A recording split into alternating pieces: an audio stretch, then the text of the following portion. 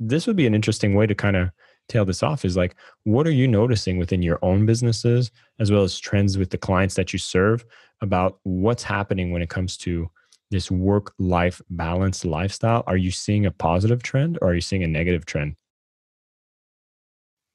Yeah. I mean, two things I want to add. This is like the if you could watch the US debates, like you'd ask a question and then they would answer with other answers. So I Uh, have to do a little bit of that for a sec. So I I'm sure we're not apologize going to for go being that American. that bad. I've seen the highlights of those debates, and that's yeah. Dude, it's gnarly. It's gnarly. Well, two quick things. So just to highlight one point is that right now I'm spending my time focused on YouTube and educating and sharing the things we're learning at AppSumo and products and things that I'm excited about to share with underdogs and people starting businesses or on their business journey. The one thing that I find fascinating, if you really think about it, is that the most lucrative or the most ROI compared to like creating more software or building other businesses? Probably not. And I think that for me, I guess I'm a little proud of myself, but I think it's just interesting for all of us to reflect on that stuff where it's very easy to be like, oh, I should make more money. It's like, well, should you? So I think that's kind of a fascinating thing to do. And another thing is before this call, I just got back from the lawyer's office where I finalized my will. That was weird, man. That was just weird. It's like, all right, when you die, where do you want this money to go? And it was almost interesting to be like, well, what's the point of having all this money go somewhere later? And it's interesting. I don't really have like a very profound thing to think about versus like, oh, I will probably die. And is there ways that I could give the money away while I'm alive or use the money for more enjoyment for myself and others now? And also what happens after I die? Like, I guess it's going to go to my brother who's going to do stuff with it. So just kind of interesting questions I don't think we really ever think about until maybe a lot later. So it's just interesting to kind of have that happen sooner. Well, I was going to maybe dig on this a bit more. Is like, do you find that this idea, like, I feel like it's kind of a moment of facing your mortality. Does it get you to kind of kick your own butt into doing more of what is fulfilling as opposed to realizing, oh, maybe I'll do that one day since I'll live forever? Yeah, I think we all think we're going to live forever, and I'd like to live forever. So I actually always encourage people not to say that because I think if we have the idea we could live forever, someone might solve it. But if we think, oh, we're going to die, then it's kind of like, all right, we're going to just give up anyways.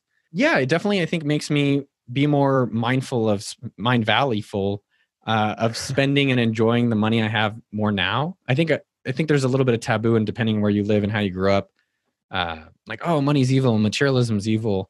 But I think it could really enhance your life. And I think for a lot of people like myself who grew up probably middle class and then have made some money, it's hard to ever break out of that where I'm still in like discount mode and deal mode versus like, oh, if I just didn't sweat it so much, I could get nicer places and have a little bit more enjoyment in life. And so just kind of interesting I think the bigger theme there is like everyone has a different relationship with money and the reality that we probably might die, hopefully not.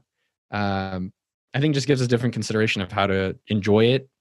And I don't know. I think the idea of like working till 60 and doing some shit job like my parents, no offense to them, but that was what they were raised as. And then now you're 60, you can live. And I'm like, why don't we just all live now? And so in terms of your original question about what have I observed in COVID, there's actually like at our office, we actually have a good amount of people. Some people want that. I think I'm just super excited that everyone can work remote. I mean, super excited that overpriced commercial real estate can change. I'm really curious to see how housing development evolves. Like, do they always build offices and houses now? Are there going to be more community offices? Like, so there's like housing with a centralized office that anyone could work from home. I'm curious how international countries are going to rise up. I'm always amazed at these international people. They work harder, they're nicer. For now, they get paid less. But I'm curious to see how that evolves.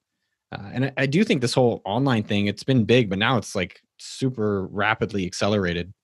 And so I'm curious to see how companies like Mind Valley and AppSumo have done really well, as well as a lot of online companies. And so it worries me the transition from some of the offline businesses and how they, who's gonna fight and sustain, and who's gonna kind of give up and just blame the government or blame the virus for their downfall. Yeah, I feel like it was Tara Nicole Nielsen that I interviewed a little while back, gave a label to it called the Great Reset. Like, this is really what we're going through right now. And I love that you've highlighted a lot of these awesome trends that are happening as well for allowing this international community to develop this also. I'm predicting that, with all this remote work, there's a lot of people who are going to decide, hey, why am I in this concrete jungle that seems to suck the life out of me while I'm paying through the roof for my rent for a place that doesn't have the freedom that I'm looking for. So I think lifestyle design is going to become huge. I mean, already I'm witnessing what's going on. I'm here in Bali, Indonesia, not a terrible place to be, and I'm expecting, real estate, housing, people having like remote opportunities here. And I'm seeing governments finally getting themselves to kick in the butt to update their visa regulations for this generation of remote workers and digital nomads. Because you look at, hey, when you have people like Americans that go into a country, have a lifestyle, generate money online, and spend it in the local economy, we're getting a direct feedback of what happens when tourism is out and when lifestyle entrepreneurs are getting to speak to stay, or workers, remote workers being able to stay there, spend, not take away any job, but actually create a lot of jobs, is just seeing a lot of that wealth distribution, which I think in the end of the day makes the world a lot better. Turks and Caicos did a thing, or Barbados is doing a thing where they're paying people to come. Is that the country? No, actually, well, I've heard of something like this, but there was a list I saw of like the 7 countries that are really like moving on this trend. For example, I know Thailand just introduced a 9-month visa where you pay for this visa, you can work remotely, so you're allowed to work, and all you need to do is quarantine for 2 weeks, so you can be corona free.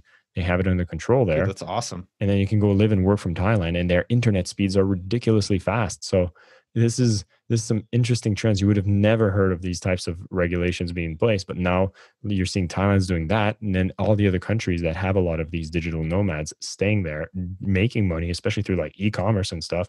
They're all going like, wait a minute, we should be working on keeping the people too. And now these visa regulations are being updated. So I think it's a fascinating trend. So awesome. I mean, Yeah, I think man. it's that, and then all the new business ideas that are coming about because of these limitations. So like, there's rental vans where you can rent vans, different types of house ownership. I saw different types of renting your rooms as office spaces. And so just like 2008, when a lot of businesses came out, like Stripe and Uber and AppSumo and a lot of these, pretty sizable companies, it's like, who is going to be the one creating the next generation of business based on these limitations? So I love seeing this stuff, man. I'm excited. It's a great shakeup as well. And I think for anybody that's listening to this and is inspired to say, hey, maybe that I should start looking for what actually makes me happy, brings fulfillment. Maybe I should get all my productivity under control. And at this point, I would tell you definitely go and follow all of the content being produced by Noah Kagan. We're going to have some show notes that are going to include most of the links that you need to be able to go deeper into your research and find all these methods of productivity. You'll be able to find all these favorite productivity tools, ways to get on top of your email, your tasks, building better habits. These are all amazing articles that you can find that have been created by Noah that you can apply directly. But truly, once you've gotten a handle on that, it's about getting clear on what brings you fulfillment.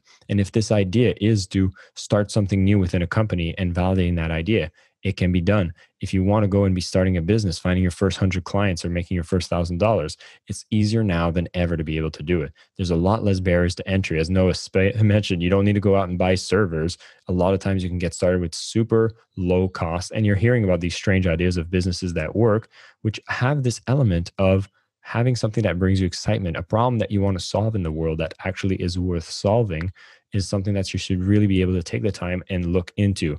As I mentioned, I've been on that journey of trying to figure out, hey, what is it that I truly want? If I'm independent, I don't have the company that I get to align with, because if you're someone working for a job, ensure that what it is that you want, you can align with those values, which is something I've done for a long time with Mindvalley.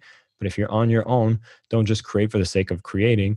Look at how it all ties in together. Take a moment to step back and make a choice. It's not going to be perfect. It can be changed at any time, but at this point, you can actually find something that you can go for and start creating. And you'll see that you'll discover more yourself. More tools are going to be laid out for you to be able to go further and have that extra freedom, have that extra time. Redefine how you want to work. It doesn't need to be all the time. You can see that we're going to be working less. You can hire assistants, and there's so many ways to be more optimized that you'll have that extra time, that extra freedom to do the things that you want, whether it is the work or the play that you do in between the work. There's no perfect recipe, and we're all here to do some incredible stuff. So with that, Noah, thank you so much for spending some time with me and sharing these incredible insights. And for everybody here, thank you so much for tuning in.